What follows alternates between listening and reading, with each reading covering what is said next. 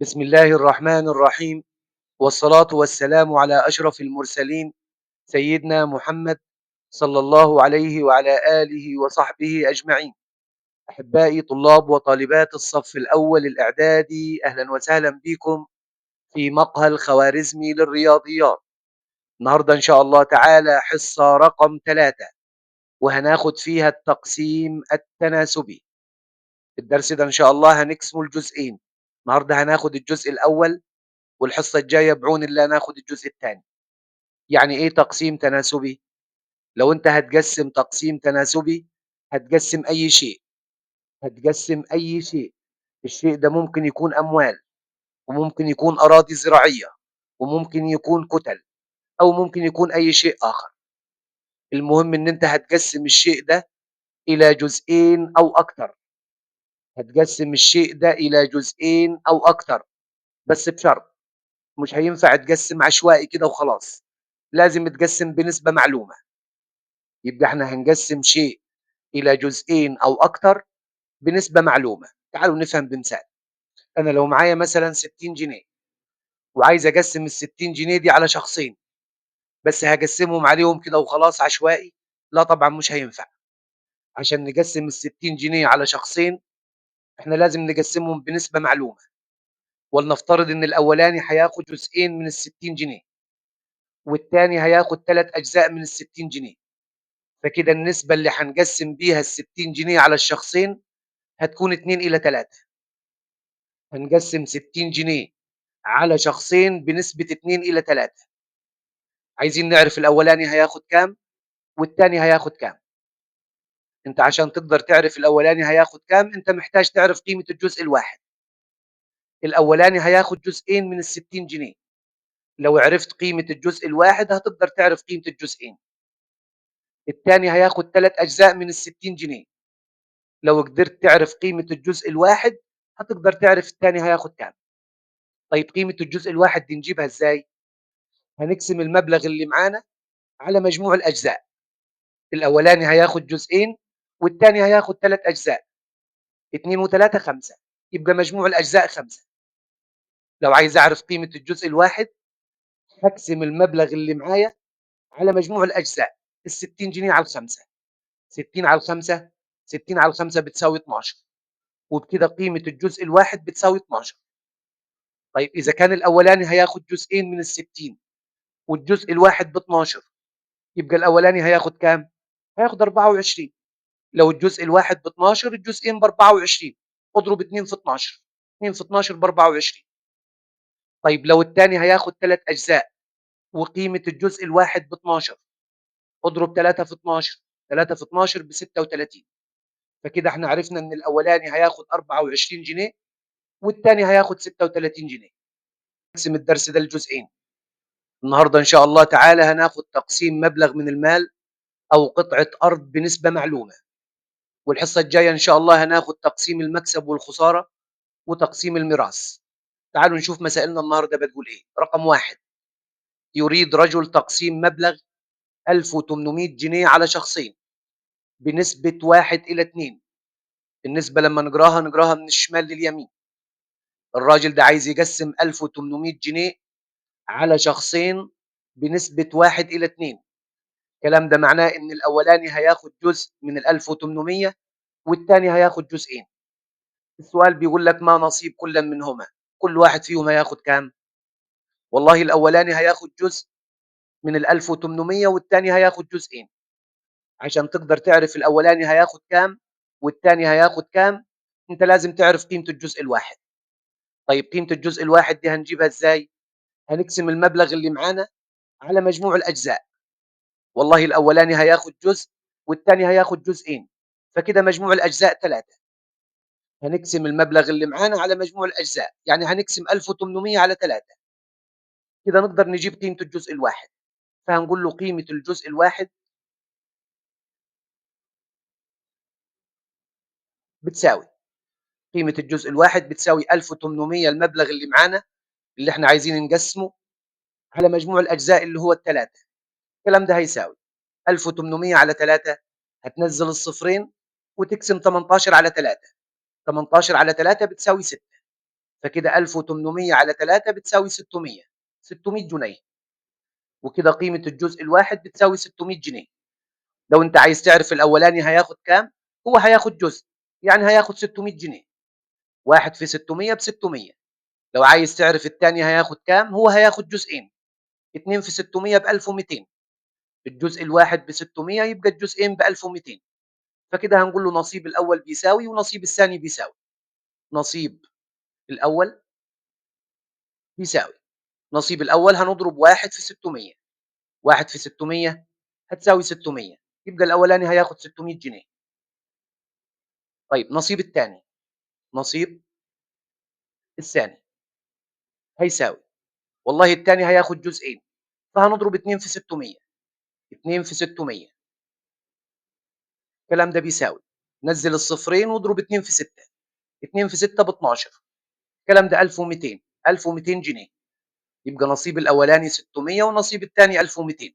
كده المسائل دي هنحلها بطريقتين، الطريقة الأولى هي قيمة الجزء الواحد، والطريقة الثانية هنكون تناسب. قيمة الجزء الواحد، لو معاك مبلغ وهتقسمه على شخصين بنسبة معلومة 1:2، هنقسم المبلغ اللي معانا على مجموع الأجزاء. المبلغ اللي معانا 1800 ومجموع الأجزاء 3، هنقسم 1800 على 3 عشان نجيب قيمة الجزء الواحد. 1800 على 3 بتساوي 600 جنيه. نصيب الأول، والله الأولاني هياخد جزء من ال 1800، الجزء ب 600، يبقى هياخد 600 جنيه، 1 في 600 ب 600، والثاني هياخد جزئين، قيمة الجزء الواحد 600، يبقى 2 في 600، 2 في 600 ب 1200. احنا مسائلنا قلنا هنحلها بطريقتين، وهنحل كل المسائل بالطريقتين، انت الطريقة اللي هتعجبك هتمشي بيها. الطريقة الثانية اللي هنحل بيها مسائل التقسيم، هنكون تناسب. احنا معانا نسبة، النسبة دي بين شخصين 1:2، فهنكتب النسبة الأول، هقول له الأول إلى الثاني، وهكتبها من الشمال لليمين، الأول إلى الثاني، وهضيف خانة ثالثة المجموع إلى المجموع. والله الأولاني هياخد جزء والثاني هياخد جزئين، فالنسبة بينهم 1:2، مجموع الأجزاء بيساوي 3، في خانة المجموع 3. طيب هو احنا المبلغ اللي احنا هنقسمه كام؟ المبلغ اللي احنا هنقسمه 1800، هناخده تحت خانة المجموع، 1800 في خانة المجموع. لو عايز أعرف نصيب الأولاني هقدر، ولو عايز نصيب الثاني برضه هقدر.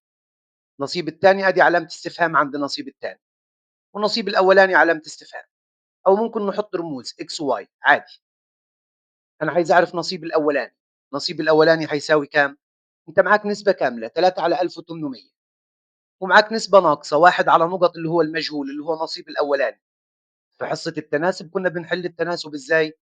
كنا بنقول العدد اللي موجود قبال المجهول في المقص هناخده في المقام، اللي موجود قبال المجهول في المقص هو الثلاثة، هتاخده في المقام، وهتضرب 1 في 1800 في البسط، يبقى هقول له نصيب الأول بيساوي، نصيب الأول بيساوي شرطة الكسر، اللي قبال المجهول في المقص هو الثلاثة، هناخده في المقام، وهنضرب العددين اللي قبال بعض في بعض، 1 في 1800، 1 في 1800، 1 في 1800 بتساوي 1800 على 3 هتساوي 600، فكده نصيب الأولاني بيساوي 600 جنيه. لو عايز أجيب نصيب الثاني برضه بنفس الطريقة هكون التناسب، نصيب الثاني بيساوي، نصيب الثاني أهو، اللي جباله في المجهول اللي جباله في المقص هو الثلاثة، هتاخده في المقام، يبقى الثلاثة هيبقى في المقام، وهتضرب العددين اللي جبال بعض في بعض، هتضرب 2 في 1800، 2 في 1800 تضربها في البسط، 2 في 1800، 2 في 1800 على 3 هتطلع لك 1200، وبكده نصيب الثاني بيساوي 1200 جنيه. دول طريقتين، الطريقة اللي هتعجبك هتشتغل بيها. تعالوا نشوف المثال اللي بعده. السؤال رقم 2، قسم مبلغ 7200 جنيه بين 3 أشخاص بنسبة 3:2:1. المرة دي هنقسم المبلغ على 3 أشخاص، السؤال اللي فات كنا قسمناه على شخصين، فكده النسبة 3:2:1. الكلام ده معناه إن الأولاني هياخد 3 أجزاء من ال7200، والتاني هياخد جزئين، والتالت هياخد جزء. عشان نقدر نعرف كل واحد فيهم هياخد كام، هنقسم المبلغ اللي معانا على مجموع الأجزاء، 7200 نقسمه على مجموع الأجزاء، مجموع الأجزاء 3 و2 5 و1 6، فهنقسم 7200 على 6. 7200 على 6، الكلام ده بيساوي، هتنزل الصفرين وتقسم 72 على 6. 72 على 6 بتساوي 12، فكده قيمة الجزء الواحد بتساوي 1200 جنيه. لو عايز أعرف نصيب الأولاني هضرب قيمة الجزء الواحد في 3، ولو عايز نصيب الثاني هضرب قيمة الجزء الواحد في 2، ولو عايز نصيب الثالث هضرب قيمة الجزء الواحد في 1. نصيب الأول هضرب قيمة الجزء الواحد في 3، يعني هضرب 3 في 1200.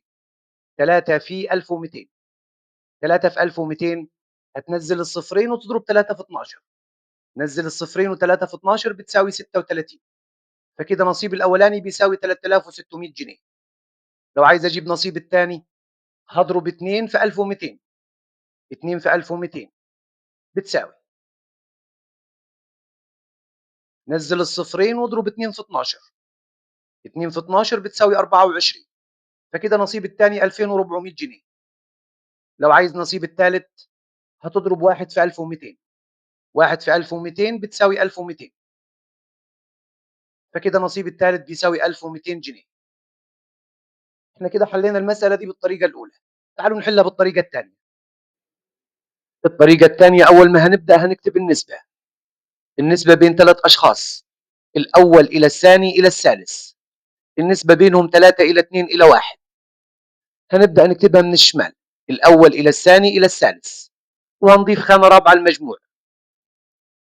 الأولاني هياخد 3 أجزاء من ال 7200، والثاني هياخد جزئين، والثالث هياخد جزء، مجموعهم 6. مجموع الأجزاء بيساوي 6. 3 و2 5 و1 6.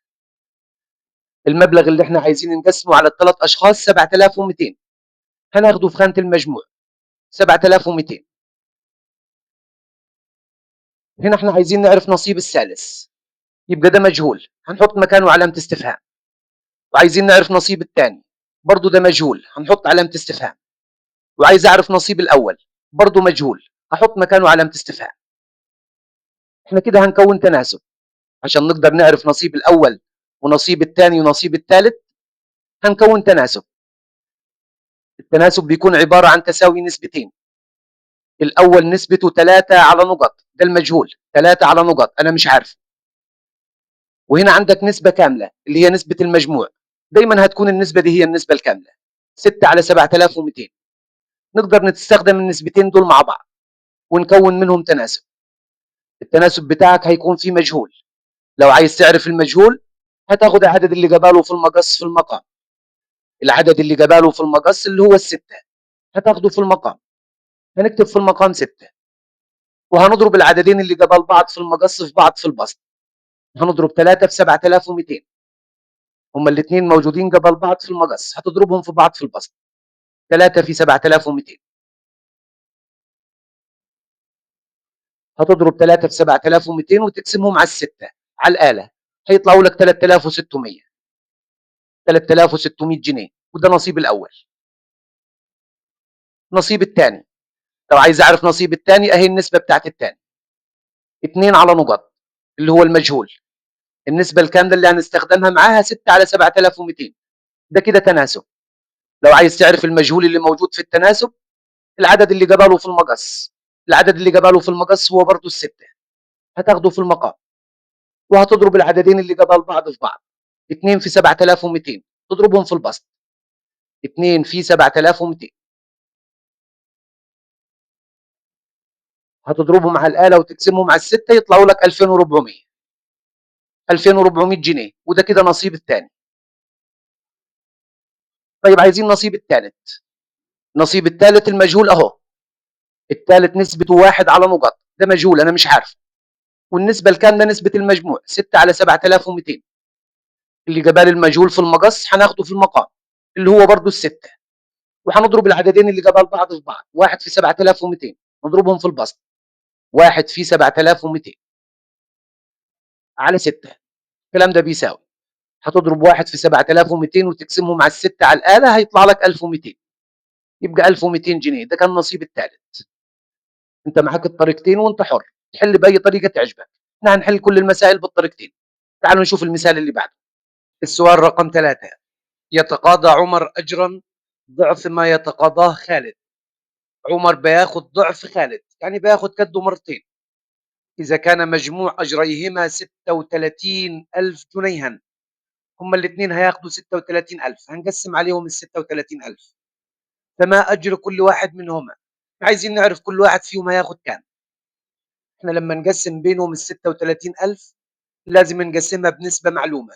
هو هنا في السؤال ده مش مديك النسبة، بس انت تقدر تستنتجها، لأنه هو بيقول لك يتقاضى عمر أجرا ضعف ما يتقاضاه خالد، هو بياخد قده مرتين.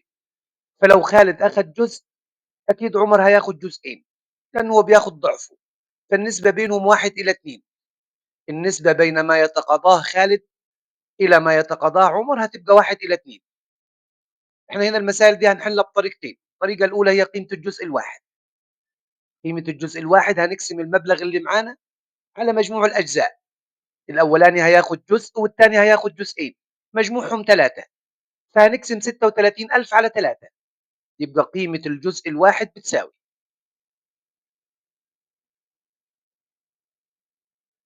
هنقسم ال 36,000 على 3. الكلام ده بيساوي، هتنزل الثلاث أصفار وتقسم 36 على 3. 36 على 3 بتساوي 12، يبقى 12,000 جنيه. دي قيمة الجزء الواحد. طيب عايزين نعرف نصيب خالد. خالد هياخد جزء واحد بس، فهنضرب واحد في 12,000. لو عايز أعرف نصيب عمر، عمر هياخد جزئين، هضرب 2 في 12,000، يبقى نصيب خالد بيساوي، خالد هياخد جزء يبقى هتضرب واحد في 12,000. الكلام ده بيساوي 12,000. واحد في 12,000 بيساوي 12,000. 12,000 جنيه. ده كده نصيب خالد. طب لو عايز أجيب نصيب عمر، نصيب عمر بيساوي، عمر هياخد جزئين، فهنضرب 2 في 12,000. 2 في 12,000. الكلام ده بيساوي، نزل الثلاث أصفار واضرب 2 في 12. 2 في 12 ب 24، يبقى عمر هياخد 24,000 جنيه. الطريقة الثانية هي إن احنا نكون تناسب. عشان نكون تناسب هنبدأ بالنسبة. النسبة اللي معانا بين خالد وعمر، خالد هياخد جزء، نبدأ بيه من الشمال، خالد إلى عمر، وهنضيف خانة ثالثة اللي هي خانة المجموع. خالد هياخد جزء وعمر هياخد جزئين، مجموعهم 3 أجزاء. قلنا المبلغ اللي معانا اللي هنقسمه عليهم هننزله في خانة المجموع، هننزل 36,000 تحت الثلاثة. لو عايز نصيب عمر علامة استفهام، لو عايز نصيب خالد علامة استفهام. احنا قلنا كده معانا نسبة كاملة 3 على 36,000، هنستخدمها مع كل نسبة فيهم. هنستخدمها مع نسبة عمر الأول عشان نقدر نعرف نصيب عمر. نصيب عمر المجهول أهو. لو عايز تعرف نصيب عمر، اللي جباله في المقص هيكون في المقام، والعددين اللي جبال بعض نضربهم في بعض في البسط. هقول له نصيب عمر بيساوي شرطة الكسر، اللي جبال المجهول في المقص هو الثلاثة ناخده في المقام، والعددين اللي جبال بعض في المقص نضربهم في بعض في البسط. 2 في 36,000. هتضرب 2 في 36,000 وتقسمهم على الثلاثة هيطلعوا لك 24,000، وكده نصيب عمر بيساوي 24,000 جنيه. طيب لو عايز أجيب نصيب خالد، نصيب خالد بيساوي شرطة الكسر. نصيب خالد أهو المجهول، اللي جباله في المقص هو برضو الثلاثة، اللي جبال نصيب خالد في المقص هو الثلاثة، هناخده في المقام، وهنضرب العددين اللي جبال بعض في بعض. 1 في 36,000، 1 في 36,000 هنضربها في البسط. هتضرب 1 في 36,000 وتقسمهم على الثلاثة هيطلعوا لك 12,000. 12,000 جنيها. ده كان نصيب خالد. انت لو خدت بالك كان نصيب عمر ضعف نصيب خالد. عمر 24,000 ونصيب خالد 12,000، فكده فعلا هو ضعف. تعالوا نشوف المثال اللي بعده. السؤال رقم 3. إذا كان عدد طلاب مدرسة 200 طالب، إجمالي عدد الطلاب اللي في المدرسة 200 طالب أولاد وبنات، والنسبة بين عدد البنات إلى عدد البنين 5 إلى 3. اللي قبل كلمة إلى هو الحد الأول في النسبة، هذه كلمة إلى. اللي قبليها عدد البنات، فكده عدد البنات هو الحد الأول في النسبة، اللي بعديها عدد البنين، يبقى عدد البنين هو الحد الثاني. الحد الأول في النسبة 5، فكده عدد أجزاء البنات 5، وعدد أجزاء البنين 3 هو الحد الثاني. النسبة بين عدد البنات إلى عدد البنين 5 إلى 3. المطلوب بيقول لك أوجد الزيادة في عدد البنات عن عدد البنين، وعايز يعرف البنات بيزيدوا عن البنين بكام. عشان تقدر تعرف زيادة البنات عن البنين أنت لازم تعرف عدد البنات ولازم تعرف عدد البنين. إزاي نقدر نجيب عدد البنات وعدد البنين؟ هنستخدم قيمة الجزء الواحد. إحنا هنا إجمالي عدد طلاب المدرسة 200، وعايزين نقسمهم إلى أولاد وبنات، بس هنقسمهم بنسبة معلومة. البنات واخدين 5 أجزاء من عدد الطلاب، والبنين واخدين 3 أجزاء. هنجيب قيمة الجزء الواحد، هنقسم إجمالي عدد الطلاب ال200 على مجموع الأجزاء. الأجزاء 5 و3 8، فكده قيمة الجزء الواحد بتساوي 200 على 8. قيمة الجزء الواحد 200 على 8. هتقسم 200 على 8 تطلع لك 25. 200 على 8 بتساوي 25. 25 إيه؟ 25 طالب. ده قيمة الجزء الواحد. أنا كده عايز أعرف عدد البنات وعايز أعرف عدد البنين. عدد البنات بيساوي 200 طالب على 8 بيساوي 25. والله هم البنات واخدين 5 أجزاء. البنات واخدين 5 أجزاء، يبقى هتضرب 5 في 25. 5 في قيمة الجزء الواحد. 5 في 25. 5 في 25. 5 في 25 بتساوي 125. 125 بنت. ده كده عدد البنات. طب لو عايز عدد البنين، عدد البنين بيساوي، والله البنين واخدين 3 أجزاء. 3 أجزاء من ال200 من عدد الطلاب الكلي، يبقى هنضرب 3 في قيمة الجزء الواحد. 3 في 25 بتساوي 75. عدد البنين بيساوي 3 في 25 هيساوي 75 ولد. عدد البنات اللي في المدرسة 125 بنت، وعدد الأولاد 75، على بعض هيدوك 200. طب هو مش عايز منك عدد البنين وعدد البنات، هو عايز الزيادة في عدد البنات عن عدد البنين.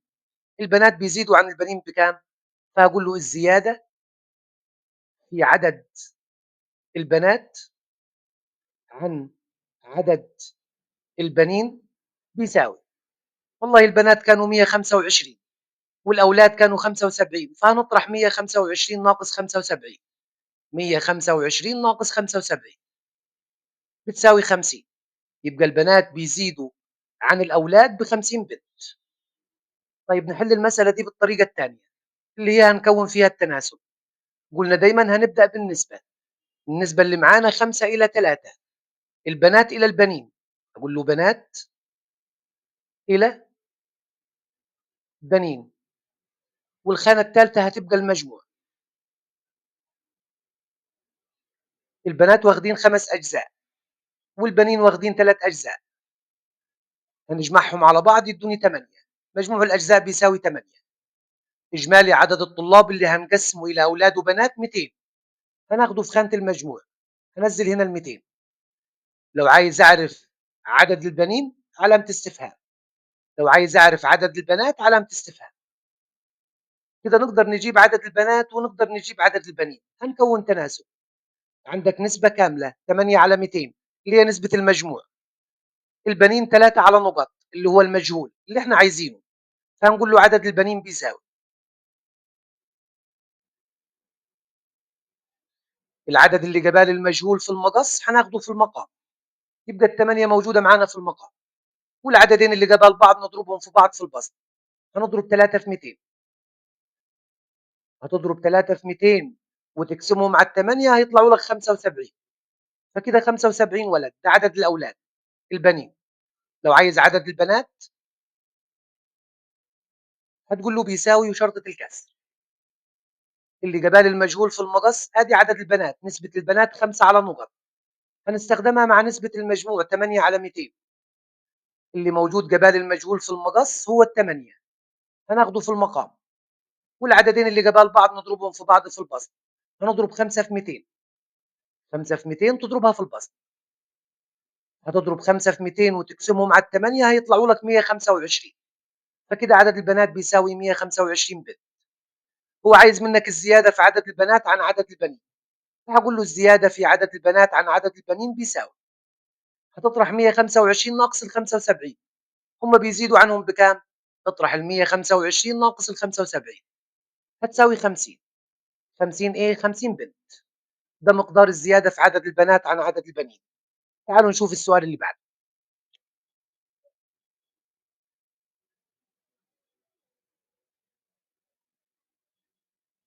الرقم 4 بيقول لك إذا كانت النسبة بين ما مع أحمد وسلمى هي 5:7.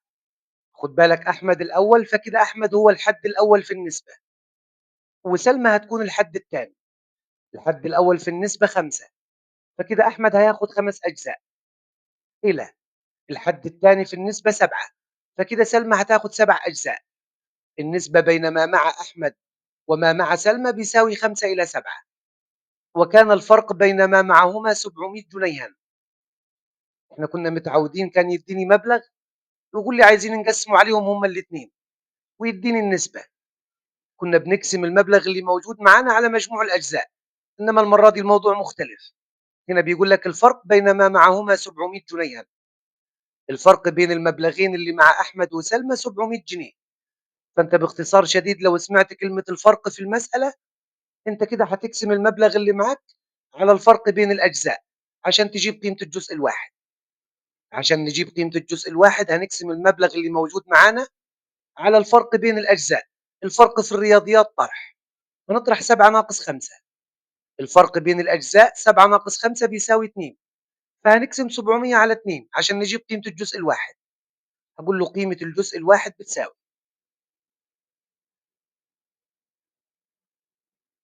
700 على الفرق بين الأجزاء 7 ناقص 5 2. الكلام ده بيساوي 350.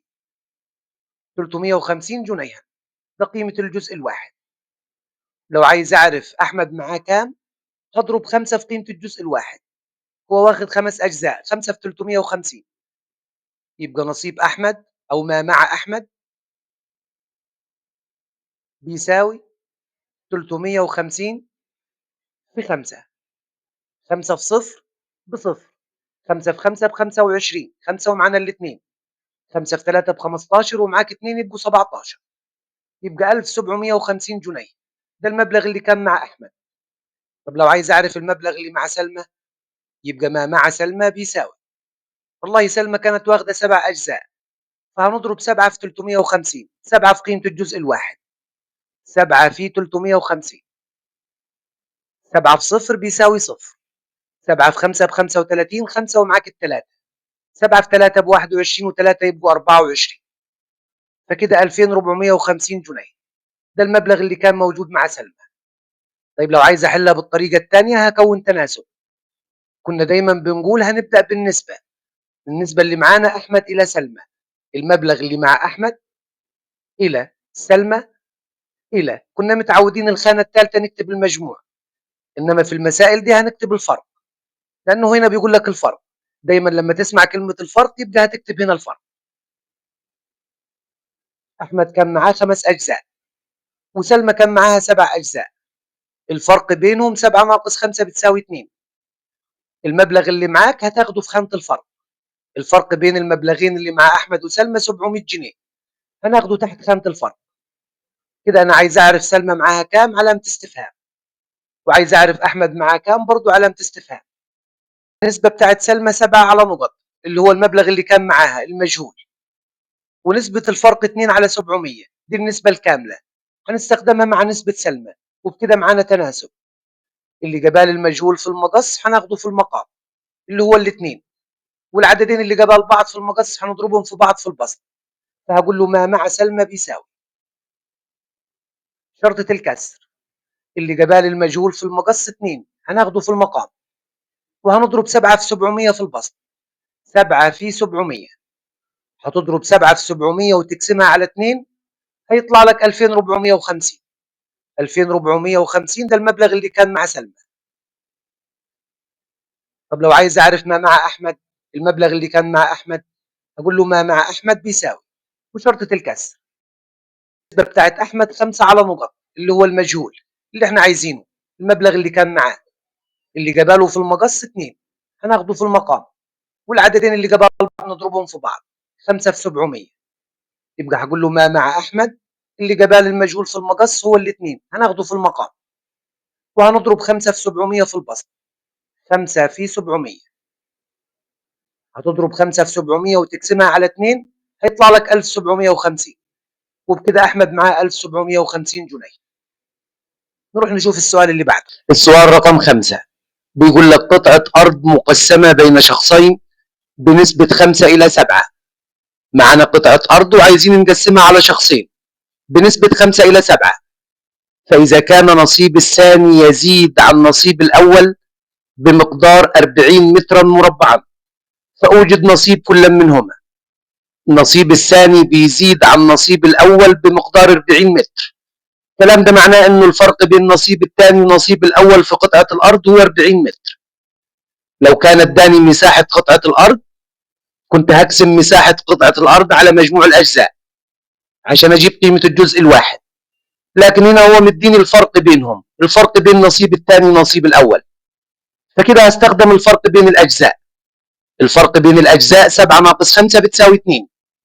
لو عايز قيمة الجزء الواحد هتقسم 40 على 2، هقول له قيمة الجزء الواحد بتساوي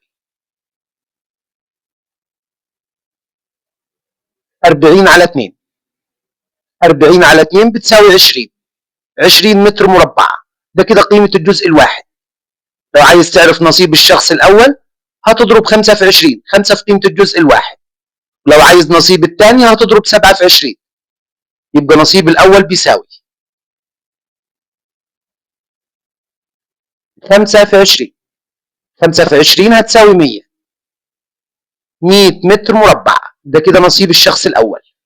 نصيب الثاني، الثاني هياخد 7 أجزاء، 7 أجزاء من الأرض، الثاني هياخد 7 أجزاء. هنضرب 7 في قيمة الجزء الواحد. قيمة الجزء الواحد 20، 7 في 20 بتساوي 140. يبقى 140 متر مربع، ده نصيب الثاني. احنا قلنا انه الفرق بينهم 40 متر مربع. هتلاحظ ان الثاني 140 متر والاولاني 100. 140 ناقص 100 بتساوي 40، فانت كده حليت صح. الطريقة الثانية هنكون تناسب. قلنا اول ما نبدأ بالنسبة. النسبة اللي معانا الاول الى الثاني، نصيب الاول الى نصيب الثاني. الخانة الثالثة هتكون خانة الفرق. المسألة اللي معانا دي مسألة فرق. طيب هو الاول هياخد كام جزء؟ الاول هياخد 5 اجزاء من قطعة الارض، والثاني هياخد 7 اجزاء. الفرق بينهم 7 ناقص 5 بتساوي 2. الفرق بين نصيب الاول ونصيب الثاني 40 متر، هناخده في خانة الفرق. لو عايز اعرف نصيب الثاني علامة استفهام، لو عايز اعرف نصيب الاول علامة استفهام. طيب نبدأ بنصيب الثاني. النسبة بتاعت الثاني 7 على نقط اللي هو نصيبه. النسبة الكاملة اللي معانا نسبة الفرق 2 على 40. هنستخدم النسبتين دول مع بعض ونكون منهم تناسب. لو عايز تعرف نصيب الثاني المجهول اهو، اللي جاباله في المقص هو الاثنين، هتاخده في المقام وهتضرب 7 في 40 في البسط. يبقى هتقول له نصيب الثاني بيساوي، نصيب الثاني بيساوي شرطة الكسر. اللي جبال المجهول في المقص هو 2، ينزل في المقام ونضرب 7 في 40 في البسط. 7 في 40 هتضرب 7 في 40 وتقسمها على 2 تطلع لك 140. كده نصيب الثاني بيساوي 140 متر مربع. طيب نصيب الأول، أقول له نصيب الأول بيساوي شرطة الكسر. نصيب الأول أو نسبة الأول 5 على نقط، المجهول أهو اللي هو نصيبه من قطعة الأرض. اللي جباله في المقص هو 2، هنستخدمه برضو مع نفس النسبة، نسبة الفرق اللي هي 2 على 40.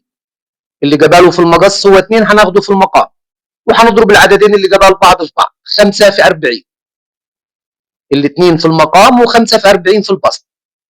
لو ضربت 5 في 40 وقسمتهم على 2 هيطلعوا لك 100. كده نصيب الأول بيساوي 100 متر مربع. تعالوا نشوف السؤال اللي بعده. السؤال رقم 6. قسم مبلغ بين 3 أشخاص بنسبة 4 إلى 2 إلى 1، بحيث يزيد نصيب الأول عن الثالث بمقدار 900 جنيه. احنا معانا 3 أشخاص وهنقسم عليهم مبلغ. هنقسمه عليهم نسبة معلومة 4 إلى 2 إلى 1. فكده الشخص الأول إلى الثاني إلى الثالث هيساوي 4 إلى 2 إلى 1، بحيث يزيد نصيب الأول عن الثالث بمقدار 900 جنيه. اتفقنا أول ما نشوف كلمة يزيد أو نشوف كلمة الفرق، احنا كده هنجيب الفرق بين الأجزاء. طب أي أجزاء اللي هنجيب الفرق بينهم؟ هو بيقول لك الأول بيزيد عن الثالث، الأول بيزيد عن الثالث، يبقى هنطرح الأول والثالث. الأول 4 أجزاء والثالث جزء، 4 ناقص 1 بتساوي 3، يبقى الفرق بين الأجزاء 3. ثاني، هو بيقول لك نصيب الأول بيزيد عن الثالث بمقدار 900 جنيه، يبقى أنت هتجيب الفرق بين نصيب الأول ونصيب الثالث بالأجزاء. الأول واخد 4 أجزاء والثالث واخد جزء، 4 ناقص 1 بيساوي 3، كده الفرق بين الأجزاء بيساوي 3. لو عايز قيمة الجزء الواحد هتقسم ال 900 على 3، يبقى قيمة الجزء الواحد بتساوي 900 على 3. الكلام ده بيساوي، هتنزل الصفرين وتقسم 9 على 3 بيساوي 3، يعني 300 جنيه. قيمة الجزء الواحد بتساوي 300 جنيه. لو عايز تعرف نصيب الأول، الأول واخد 4 أجزاء، تضربها في قيمة الجزء الواحد، 4 في 300، 4 في 300، 4 في 300 هتنزل الصفرين، و4 في 3 بتساوي 12، يعني 1200 جنيه. ده نصيب الأول. لو عايز نصيب الثاني هضرب 2 في 300، 2 في قيمة الجزء الواحد، 2 في 300، 2 في 300 بتساوي 600، 600 جنيه. ده نصيب الثاني. نصيب الثالث، الثالث واخد جزء وقيمة الجزء الواحد 300، يبقى 1 في 300، 1 في 300 هتساوي 300، يبقى الثالث هياخد 300 جنيه. لو عايز تتأكد انت حليت صح ولا غلط، هو كان الفرق بين نصيب الثالث ونصيب الأول 900 جنيه. الثالث كان واخد 300 والأول واخد 1200، تطرح 1200 ناقص 300 هتديك 900، يبقى انت كده حليت صح. تعالوا نحلها بالطريقة الثانية. الطريقة الثانية هنكون تناسب، وأول ما هنبدأ بالنسبة. النسبة اللي معانا بين 3 أشخاص، الأول إلى الثاني إلى الثالث، وهنضيف خانة رابعة، خانة الفرق. الأول واخد 4 أجزاء والثاني واخد جزئين والثالث واخد جزء. الفرق بين الأجزاء، احنا كده هنطرح الثالث ناقص الأول، أو الأول ناقص الثالث، 4 ناقص 1 بيساوي 3. طيب الفرق بينهم هما الاثنين في المبلغ 900 جنيه. الفرق بين نصيبهم هما الاثنين 900 جنيه، هتنزلوا في خانة الفرق. لو عايز أعرف نصيب الثالث علامة استفهام، لو عايز أعرف نصيب الثاني علامة استفهام، لو عايز أعرف نصيب الأول برضو علامة استفهام. تعالوا نجيب نصيب الأول. نصيب الأول النسبة بتاعته 4 على نقط، هنستخدمها مع النسبة الكاملة، نسبة الفرق، ونكون بينهم تناسب. 4 على نقط و3 على 900. المجهول اللي هو نصيب الأول، اللي جباله في المقص هناخده في المقام، اللي جباله في المقص هو ال3، هناخده تحت في المقام، شرطة الكسر، وفي المقام 3. العددين اللي جبال بعض في البسط ال4 وال900، هنضربهم في بعض في البسط، 4 في 900. هتضرب 4 في 900 وتقسمها على ال3 هتطلع لك 1200، يبقى نصيب الأولاني هياخد 1200 جنيه. نصيب الثاني، النسبة بتاعت الثاني 2 على نقط، هنستخدمها مع نسبة الفرق 3 على 900. المجهول اهو، اللي جباله في المقص هو برضو ال3، هناخده في المقام، شرطة الكسر، ال3 في المقام، وهنضرب العددين اللي جبال بعض في بعض في البسط، 2 في 900، 2 في 900. هتضرب 2 في 900 وتقسمهم على ال3 هيطلعوا لك 600 جنيه. ده كده نصيب الثالث. طيب نصيب الثالث، النسبة بتاعت الثالث 1 على نقط، اللي هو المجهول اللي احنا عايزينه نصيبه، والنسبة الكاملة نسبة الفرق 3 على 900. اللي جبال المجهول في المقص هو ال3، هناخده في المقام، والعددين اللي جبال بعض الواحد هنضربه في ال900 في البسط. هضرب 1 في 900، هتضرب 1 في 900 وتقسمهم على ال3 هيطلعوا لك 300، وبكده نصيب الشخص الثالث هو 300 جنيه. لو عايز تتأكد قلنا هتطرح نصيب الثالث ونصيب الأول. الأول أخذ 1200 والثالث أخذ 300، 1200 ناقص 300 بتساوي 900، يبقى أنت كده حليت صح. تعال نشوف السؤال اللي بعده. السؤال رقم 7 بيقول لك إذا كانت النسبة بين أطوال أضلاع مثلث محيطه 135 سم. محيط المثلث 135 سم. احنا عارفين انه محيط المثلث بيساوي مجموع اطوال اضلاعه. لو جمعت الثلاث اضلاع بتوع المثلث هيديك 135 سم. النسبة بين الاضلاع 7 الى 5 الى 3. الضلع الاول واخد 7 اجزاء من ال 135، والضلع الثاني واخد 5 اجزاء، والضلع الثالث واخد 3 اجزاء. عايز اعرف طول كل ضلع فيهم. والله هو مجموع الاضلاع 135 سم، والنسبة بينهم 7 الى 5 الى 3. عشان اقدر اجيب قيمة الجزء الواحد هقسم مجموع الاضلاع على مجموع الاجزاء. انتهينا، ولا سمعت الفرق ولا سمعت يزيد. فبالتالي هنستخدم مجموع الاجزاء. هنقسم ال 135 سم على مجموع الاجزاء. 7 و5 12 و3 15، فكده مجموع الاجزاء 15. لو عايز قيمة الجزء الواحد هتقسم ال 135 على ال 15. قيمة الجزء الواحد بتساوي 135 على 15، هتطلع لك 9 سم. قيمة الجزء الواحد بتساوي 9 سم. لو عايز اعرف طول الضلع الاول هضرب 7 في 9، ولو عايز طول الضلع الثاني 5 في 9، ولو عايز طول الضلع الثالث 3 في 9. الضلع الاول هيساوي 7 في 9. 7 في 9 بتساوي 63 سم. طول الضلع الثاني هضرب 5 في 9. 5 في 9 بتساوي 45 سم. طول الضلع الثالث هضرب 3 في 9. 3 في 9 بتساوي 27 سم. لو عايز تتأكد انت حليت صح ولا حليت غلط، اجمع الأضلاع. 27 زائد 45 زائد 63 هيطلعوا لك 135 سم، لأنه مجموع أضلاعه بيساوي 135 سم.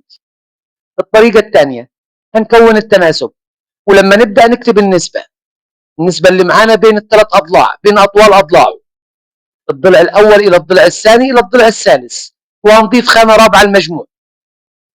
الضلع الأول واخد 7 أجزاء، والضلع الثاني واخد 5 أجزاء، والضلع الثالث واخد 3 أجزاء. مجموعهم بيساوي 15. 7 و5 12 و3 15.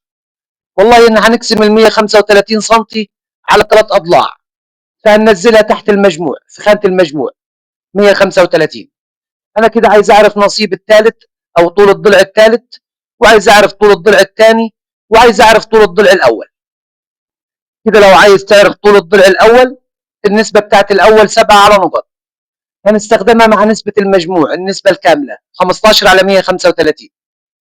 اللي موجود قبل المجهول في المقص هو ال 15، هناخده في المقام، وهنضرب العددين اللي قبل بعض في البسط. هضرب 7 في 135، ال 15 في المقام، وهضرب 7 في 135 في البسط. اضرب 7 في 135 واقسمهم على ال 15 يطلع لك 63. يبقى طول الضلع الاول 63 سم. عايز طول الضلع الثاني، النسبة بتاعت الضلع الثاني 5 على نقط، هنستخدمها مع نسبة المجموع 15 على 135. المجهول اهو اللي قباله في المقص برضه ال 15، هناخده في المقام، ونضرب العددين اللي قبل بعض في البسط. هنضرب 5 في 135. 5 في 135 اضرب 5 في 135 واقسمهم على ال 15 هيطلع لك 45 سم. كده طول الضلع الثاني 45. لو عايز طول الضلع الثالث، النسبة بتاعته 3 على نقط، نستخدمها مع نسبة المجموع 15 على 135. المجهول اهو اللي قباله في المقص هو ال 15، هناخده في المقام، ونضرب العددين اللي قبل بعض في البسط. 3 في 135. 3 في 135 اضرب 3 في 135 واقسمهم على ال 15 يطلعوا لك 27 سم. زي ما قلنا، لو عايز تتأكد انت حليت صح او غلط، اجمع 27 زائد 45 زائد 63 هيطلعوا لك 135، اللي هو مجموع اطوال اضلاع المثلث اللي هو محيطه. تعال نشوف السؤال اللي بعده. سؤال رقم 8 وهنختم بيه الحصة.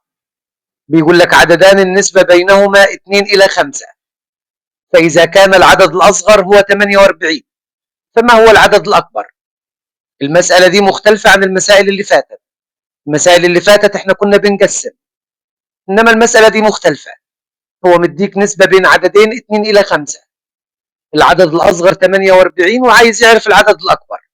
هنكتب النسبة زي ما هي، النسبة بين العدد الأصغر إلى العدد الأكبر. الأصغر واخد جزئين والأكبر واخد 5 أجزاء، النسبة بينهم 2 إلى 5. هو بيقول لك العدد الأصغر 48، هنكتبه في خانة الأصغر. إلى العدد الأكبر إحنا عايزينه ومش عارفينه، فهو ده المجهول، علامة استفهام. اللي جبال المجهول في المقص هناخده في المقام، والعددين التانيين نضربهم في بعض في البسط. يبقى هقول له العدد الأكبر بيساوي اللي جباله في المقص هو 2، هاخده في المقام، وهضرب 5 في 48 في البسط. اضرب 5 في 48 وتقسمهم على 2 هيطلع لك 120، وبكده العدد الأكبر هو 120. احنا كده خلصنا الحصة. لو كنتوا استفدتوا بالحصة أتمنى نعمل لايك واشتراك في القناة وشير للفيديو عشان محتوانا يوصل لأكبر عدد من الناس. وأشوفكم إن شاء الله الحصة الجاية على خير، والسلام عليكم ورحمة الله وبركاته.